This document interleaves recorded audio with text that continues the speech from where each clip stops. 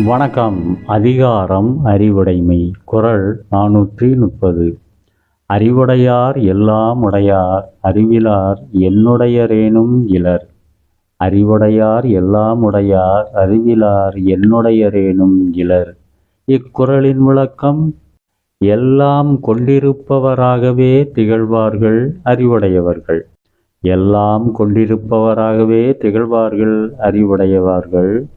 அறிவில்லாதவரோ எல்லாம் இருந்தும் கூட இல்லாதவராகவே இருப்பார். அறிவில்லாதவரோ எல்லாம் இருந்தும் கூட இல்லாதவராகவே இருப்பார் என்று குறைவில்லாத நிறைவான வாழ்க்கைக்கு அறிவுடைமையின் அவசியத்தை வலியுறுத்துகிறார் ஆசான் திருவள்ளுவர். நன்றி.